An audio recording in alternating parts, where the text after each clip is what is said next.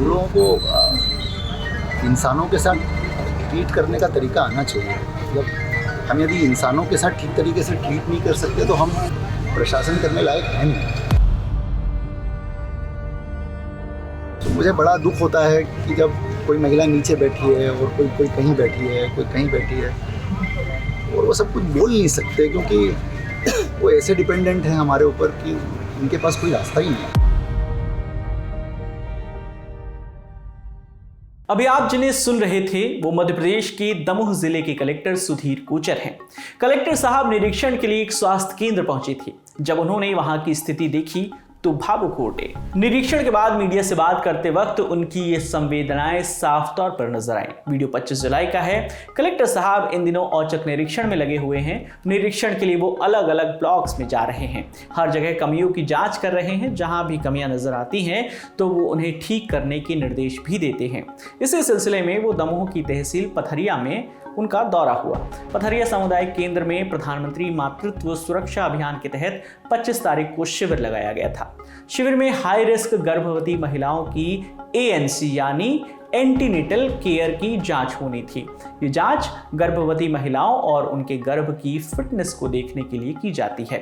Collector साहब इस शिविर का जायजा लेने के लिए केंद्र पर पहुंचे। वहां केंद्र की हालत पस्त थी। कई गर्भवती महिलाएं जमीन पर बैठी हुई थी। परिजन की सुविधाओं की बात तो बाद में, खुद मरीजों को भी दिक्कतों का सामना करना पड़ रहा था। कलेक्टर साहब को महिलाओं की सहभागिता भी कम दिखाई दी। उन्होंने बिना किसी हिचक के ये बात कैमरे पर स्वीकार की। उन्होंने कहा कि जितनी महिलाओं को शिविर में आना चाहिए था उतनी महिलाएं पहुंची नहीं हैं। कलेक्टर साहब ने माना कि जो महिलाएं शिविर में नहीं आना चाहती थी उन्हें प्रशासन की टीम समझा सकती थी, लेकिन हमारी टीम यानी प्रशासन की टीम ये सुनिश्चित नहीं कर पाई। ये सारी बातें करते वक्त कलेक्टर सुधीर कोचर बहुत दुखी नजर आए। मैं बहुत ज़्यादा संतुष्ट नहीं हूँ व्यवस्थाओं से। मैंने निर्देश दिए हैं कि पहली चीज़ जो मुझे कमी लगी है कि जितनी महिलाओं को आना था वो महिलाएं नहीं आ पाई। तो ये हमारी फेल्यूर है कि हम महिलाओं को नहीं ला पाए। और जो महिलाएं नहीं आना चाहती थी उनको हमारी टीम जा कर के समझा सकती थी, बता सकती थी कि वो आएँ यहाँ पर। और यदि वो नहीं आ पाती फिर भी तो हम वहाँ जा कर के उनकी चेकअप की व्यवस्था करते हैं, लेकिन हम ये सुनिश्चित नहीं कर पाए। तो ये बड़ा लिखना है जो कि दिखाई देता है। दूसरा जो सबसे बड़ा इशू है कि हाई रिस्क महिलाएं और नॉर्मल महिलाओं में हम अंतर नहीं कर पाते। तो हाई रिस्क महिलाएं जब आती हैं तो हमको प्रेफरेंशियल ट्रीटमेंट देना चाहिए ताकि उनको जल्दी से ट्रीटमेंट मिले और वो उनका समय पर सारी जांचें हो जाएं। अपनी बात रखते हुए कलेक्टर सुधीर कोचर भावुक हो गए। उन्हें इस बात ने तो पहले ही दुखी कर रखा था कि ज़्यादा से ज़्यादा गर्भवती महिलाओं को शिविर तक लाने में वो नाकाम रहे, लेकिन उन्हें और भी ज़्यादा इस बात ने परेशान कर दिया कि जो महिलाएं शिविर में पहुंच चुकी थी उन्हें भी वहां दिक्कतों का सामना करना पड़ा। कलेक्टर साहब ने यहाँ तक कह दिया कि हमें इंसानों के साथ इंसानों की तरह व्यवहार करना आना चाहिए। कलेक्टर सुधीर कोचर ने चीफ ब्लॉक मेडिकल ऑफिसर यानी CBMO डॉक्टर मिंज को हालात सुधारने के निर्देश दिए। मुझे बैठने वगैरह की व्यवस्था भी ठीक नहीं लगी। मतलब क्या है कि मतलब हम लोगों को इंसानों के साथ ट्रीट करने का तरीका आना चाहिए। मतलब हम यदि इंसानों के साथ ठीक तरीके से ट्रीट नहीं कर सकते तो हम प्रशासन करने लायक हैं नहीं। तो मुझे बड़ा दुख होता है कि जब कोई महिला नीचे बैठी है और कोई कहीं बैठी है, कोई कहीं बैठी है और वो सब कुछ बोल नहीं सकते, क्योंकि वो ऐसे डिपेंडेंट हैं हमारे ऊपर कि उनके पास कोई रास्ता ही नहीं है। ये चीज़ें देख करके बहुत दुख होता है मेरे को। मैं क्या बोलूँ आपसे, लेकिन मैंने कहा है, कोशिश कर रहा हूँ मैं, उन लोगों को निर्देश दिए हैं कि ये चीज़ें ठीक हैं, क्योंकि ये जब तक ठीक नहीं होगा हम कितनी बातें कर लें, चीज़ें धरातल पे सुधरने वाली नहीं हैं। तो मैंने यही निर्देश दिए हैं कि आगे जब भी शिविर होंगे तो आप इस बात का ध्यान रखें कि हर महिला, जिस महिला को यहाँ आना था वो महिला यहाँ पर आए। ऐसा ना हो कि महिलाओं को घंटों बैठे रहना पड़े। कोई सुबह 10 बजे से आया है, वो शाम को 4 बजे तक बैठा हुआ है, एक एक करके वो रास्ता देख रहा है चीज़ों का। भीड़ लगी हुई है, लाइनें लगी हुई हैं। यदि हम इसकी व्यवस्था सही तरीके से नहीं करें तो हमारे ये प्रोग्राम कभी सफल नहीं हो सकते। ऐसे ही कुछ तस्वीरें एक स्कूल से भी दिखाई दी। 25 जुलाई को ही कलेक्टर साहब दमोह के पथरिया के सरकारी स्कूल में पहुंचे, मगर स्कूल तक का सफर उतना आसान नहीं था। निरीक्षण करने जाने के लिए भी कलेक्टर साहब को ऐसी कच्ची सड़क से होकर गुजरना पड़ा कि उनकी सरकारी गाड़ी ने हाथ खड़े कर दिए। लोगों ने बताया आगे रास्ता कच्चा है, उबड़ खाबड़ सड़क है, बारिश ने भी कीचड़ जमा कर दिया है। मगर इन परेशानियों को देखकर कलेक्टर साहब रुके नहीं। कलेक्टर साहब अपनी गाड़ी से उतरे और एक मोटरसाइकिल सवार गांववासी से लिफ्ट मांगी। इसके बाद वो उसी मोटरसाइकिल पर सवार होकर स्कूल पहुंचे। रास्ते में जाते हुए जो विजुअल्स आए वो भी ध्यान देने लायक है।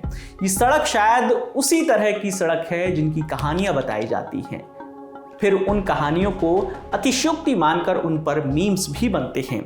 वो कहानियां जो हमारी पिछली पीढ़ी हमें सुनाती है कि उन्हें स्कूल पहुंचने में किन किन दिक्कतों का सामना करना पड़ता था।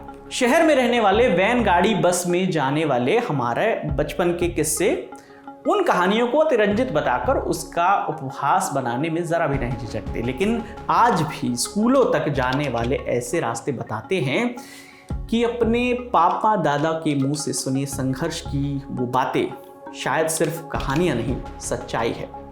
कुछ ऐसे ही हालात कलेक्टर साहब को भी मिले। जब कलेक्टर कोचर सूखा गांव के एक स्कूल पहुंचे तब दोपहर के खाने का वक्त हो चुका था, इसलिए स्कूल में मिड डे मील का टाइम था।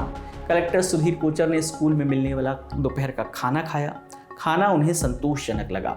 उबड़ खाबड़ सड़कों के बीच एक संतुष्टि वाली ये खबर थी। एक अच्छी खबर और भी थी कि स्कूली सत्र की शुरुआत में ही सभी स्टूडेंट के पास किताबें थी। सूखा के मिडिल स्कूल और हाई स्कूल के निरीक्षण के बाद कलेक्टर साहब ने क्या कहा, सुनिए। शुरुआत में ही सत्र के सभी बच्चों के पास किताबें हैं। मेरे पास कहीं से शिकायत नहीं है कि बच्चों को किताब नहीं मिल रही।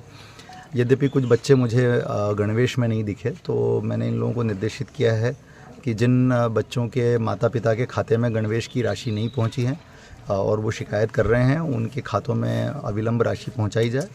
और जिनके खातों में राशि पहुंच गई है लेकिन उन्होंने अभी तक गणवेश नहीं सिलवाए हैं, उनको पीटीएम जो होती है, पेरेंट टीचर मीटिंग में लगातार उनको बताया जाए, घर तक संदेश पहुंचाए जाएं, पेरेंट्स को तकादा किया जाए कि आप जल्दी से जल्दी अपने बच्चों की ड्रेस बनवा लें।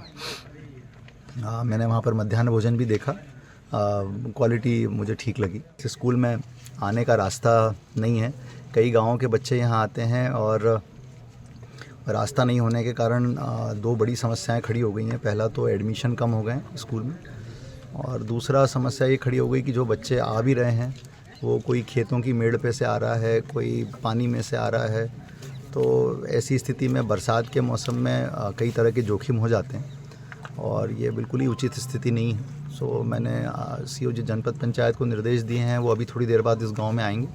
हाई स्कूल की जगह पर आ रहे हैं वो अभी, और वो यहाँ का ये सड़क का एस्टीमेट वगैरह तैयार कराएंगे और इसको फिर किस निधि से बनवाया जा सकता है हम जल्दी से जल्दी प्रयास करेंगे कि पानी थोड़ा सा स्थिर हो, उसके बाद हम इसका काम शुरू करा सकें। कलेक्टर सुधीर कोचर का ये वीडियो सोशल मीडिया पर खूब शेयर किया जा रहा है। लोगों को उनकी ये बात पसंद आ रही है कि वो किस तरह आम नागरिकों से जुड़कर उनकी भावनाओं और समस्याओं को समझते हैं और उन्हें तरजीह देते हैं। यहाँ एक और बात देखने वाली है कि वो किसी राउडी कलेक्टर के बजाय गलतियों को मानने वाला रुख अपना रहे हैं। प्रशासन की खामियों को अपनी टीम की खामियां मानते हुए निर्देश दे रहे हैं। किसी अन्य कर्मचारी के ऊपर इसका ठीकरा नहीं फोड़ रहे हैं। इन वीडियोस को देखकर नजरिए के पैमाने को मापने वाला वो ग्लास याद आता है, जिससे कभी कोई आधा भरा देखता है तो कोई आधा खाली देखता है। कहा जा सकता है कि शिक्षा इस स्तर तक पहुंच गई है जहां अभी तक सड़क भी नहीं पहुंची। यह आधा ग्लास भरा देखने वालों की सोच है। लेकिन फिर ये सवाल भी तो उठाए जा सकते हैं कि स्कूल के लिए अब तक उचित सड़क का अभाव है। ऐसा नजरिया आधा ग्लास खाली देखने वालों का होगा। नजरिया चाहे जो भी हो, सच दोनों ही हैं। स्कूल दूर दराज इलाकों तक पहुंच गए हैं, ये अच्छी बात है, लेकिन इन स्कूलों तक पहुंचने की सड़कें अभी नहीं पहुंची हैं, इसे भी नकारा नहीं जा सकता। जहां एक और पूजा खेड़कर जैसे आईएएस अफसरों की खबरें लगातार अफसरशाही की आलोचना की वजह बन रही है, वहीं एक अफसर का ऐसा इंसानियत भरा रूप देखना हो जहां पॉजिटिव संकेत मिलता हो, जहां आईएएस अफसर अपनी ताकत का रौब झाड़ते नजर आते हैं, आम नागरिकों पर चिल्लाते अपने अधीन कर्मचारियों को डराते नजर आते हैं, वहां सुधीर कोचर का व्यवहार सराहनीय है। गड़बड़ होने पर अपने सरकारी कर्मचारी को बुरी तरह से फटकार लगाने और उसका वीडियो बनाकर सोशल मीडिया पर डालने के रवैये से ज़्यादा ऐसे व्यवहार को प्रोत्साहन दिया जाना चाहिए जहां एक अफसर कलेक्टिव रिस्पॉन्सिबिलिटी लेता हो, कैमरे के सामने आकर खामियों को अपने नेतृत्व में स्वीकार करता हो और उन्हें सुधारने के निर्देश देता हो। ये तमाम बातें यूं तो यूपीएससी सिविल सर्विस परीक्षा में भी जांची जाती है। आयोग ने बाकायदा निबंध और एथिक्स का एक अलग से पेपर रखा है जिसमें कैंडिडेट की यही सोच देखी जाती है कि उनमें इंसानियत कितनी है। आप यूट्यूब पर जाकर जब आईएएस अधिकारियों के सिलेक्शन के पहले हुए मॉक इंटरव्यूज देखते हैं तो कई बार उनकी बातों में कितनी इंसानियत झलकती है, लेकिन वही कैंडिडेट जब अधिकारी बनकर मैदान में उतरते हैं तो मॉक इंटरव्यू के जवाबों की खुद ही मौकरी कर देते हैं। सबके लिए ये बात कही नहीं जा सकती, लेकिन एक बड़ी तादाद तो ऐसे अधिकारियों की है। बहरहाल इस खबर पर आपकी जो भी राय है आप हमें कमेंट सेक्शन में जरूर बताइएगा। आपके लिए तमाम जानकारी लेकर आए थे हमारे साथी शेख नावेद। मेरा नाम है विकास वर्मा। देखते रहिए दी ललन टॉप। शुक्रिया।